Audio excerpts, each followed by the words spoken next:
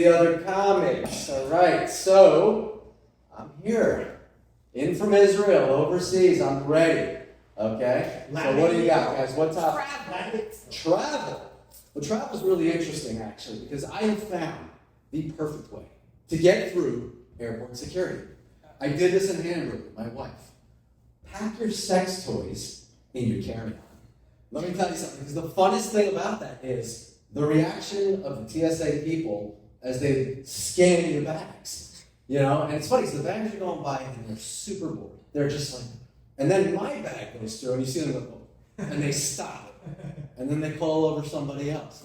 And you get all these people huddling around. Now, here's my favorite part, is when they select the female TSA agent to come go, whose bag is this? And I gotta be like, that one is mine. And you know, it actually backfires. You don't get through faster, but it is a lot funner. So, what other topics do we have? What sex toys do you have? Sex toys, wow. We have a nice collection of sex toys. You know, when you get into your 40s, as I am, you know, I mean, I've got a young wife, you know, she's 15, but you've really got to start spicing things up. So, you know, we've got like a train set that we play with. There's just, you know, I think anything can really be used, but there is one thing. You know, I've got 5 children, and one of them, you know, my oldest, she's 15. And she was having a chat on WhatsApp with her friends, and, you know, I asked what she was talking about, and she showed me what she had sent. It was like an image of a pickle, and under it, the caption said, "Please do not stick vegetables inside of yourself." That, I thought, was sagely advice, and I know that I'm doing something right as a parent. Another topic, please. Irrational fears. Irrational fears. Okay. You know, irrational fears are weird because a lot of times we know they make no sense. For example, I was 8 years old when my parents took me to see Jaws in 3D. Now, this was a big mistake, right? Because now I've got this irrational fear of swimming in the ocean. You know, even though I know the likelihood of getting eaten by a shark is practically none, I still have a lot of trouble. I'm in there, and it's like I feel like a pothead in a police station. I'm just completely paranoid, looking everywhere, like where is somebody take a bite out of me. So yeah, it's pretty weird. What else? What else we got? What do we want to talk about? Fatherhood. Fatherhood. I'm glad you brought that up. Having 5 children, I've got a little experience there. So listen, guys, raising kids is hard. Okay? Because you really don't know how they're going to turn out, right? I mean, take my littlest guy, for example. He's got blue eyes, blonde hair. He looks like a poster child for the Third Reich. You know, I could tell you that, you know, sometimes I'm concerned about this kid. You know, the other day, I just gave him a compliment. I'm like, you're such a big boy. And he looks at me, in all seriousness, he was annoyed. He goes, but you're a biggard.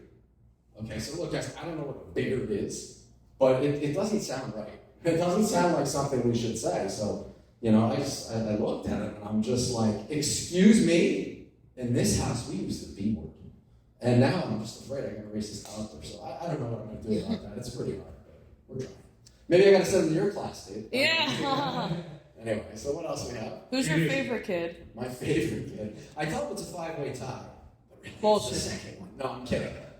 You know, you can't pick favorites. It's really, you know, and that is one of the hardest things also about being parents. Weird, right? Because they all want to know who the favorite kid is.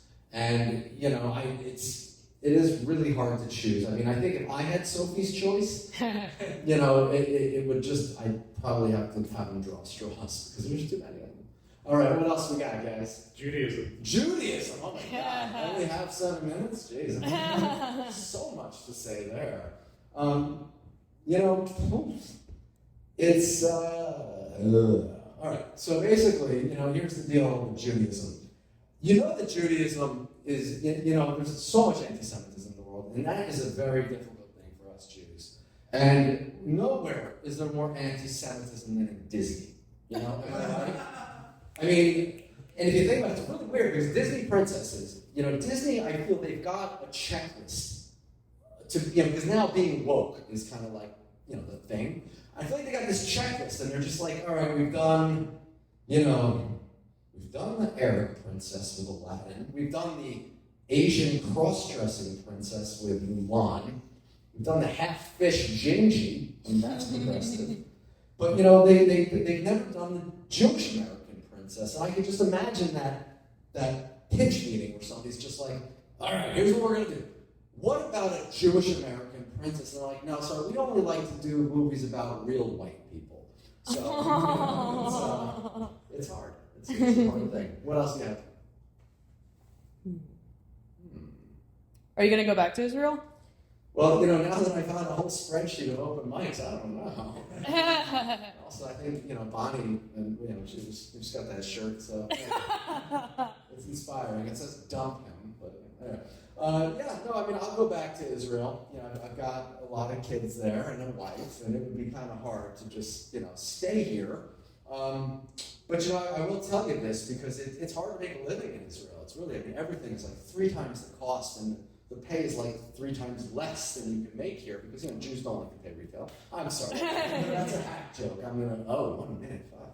All right, so basically, it's I just opened my own business, and I would say like the hardest thing about that is getting clients because I gotta say it's my best client right now is unemployment. So that's the hardest.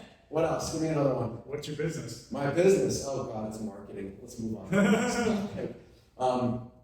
I wanted to say something, actually. I'll try this out with you guys. I'll tell you something. I don't get tattoos, okay? And that's not a personal preference or a Jewish thing. I don't understand because it's like, you are basically putting something on your body for the rest of your life, like until you die. That's on you. So how do you know what to choose? Like, how do you make that decision, right? Especially because most people get their first tattoo when they're 18 years old, right? So I feel like that's buying a new house and decorating it with your college dorm room posters. And that's how you end up with a tattoo of Vin Diesel on your ass cheek. I gotta say, if I ever got a tattoo, I know what it would be.